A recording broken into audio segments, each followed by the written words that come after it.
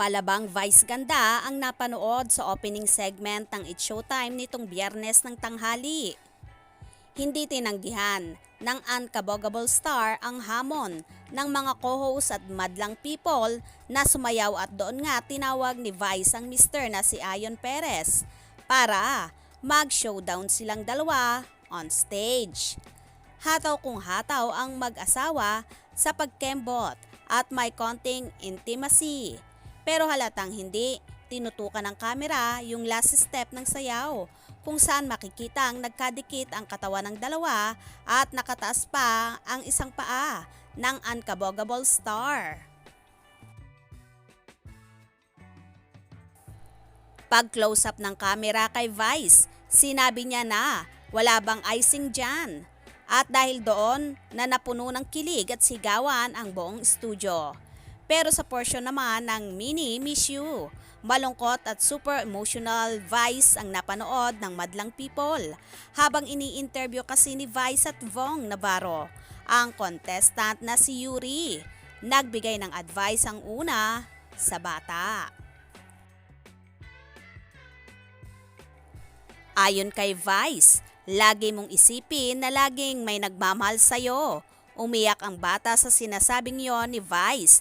Niyakap niya ang bata sabay sabing, "Masayang masaya ako na makasama kayo. Minsan nalulungkot ako, baka hindi ko na kayo makasama. Kaya ngayon na may pagkakataon na makasama ko kayo. Gusto ko lang maging masaya." Tuluyan na ngang bumigay si Vice at maging si Vong ay naiyak na rin.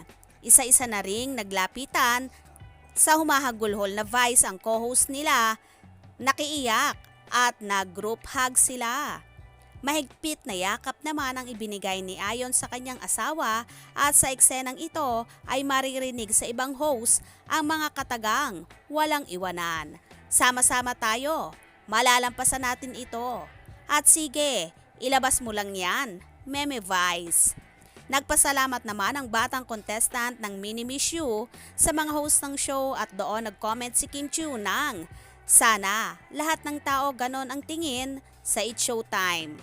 Watching the show para may mabigat ngang pinagdaraanan si Vice at ang noontime nila." Takot nga ba si Vice sa sinasabing ipapataw na suspension sa kanya ng MTRCB kaya nag-iiyak sa show?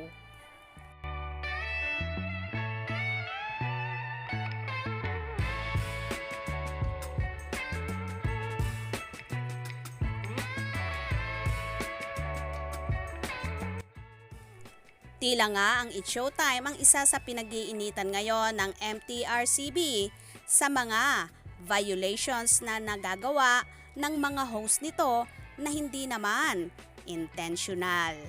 Kaya naman tumutok at huwag bibitiw sa mga maiinit na kaganapan. Anong inyong magiging reaction sa bidyong ito?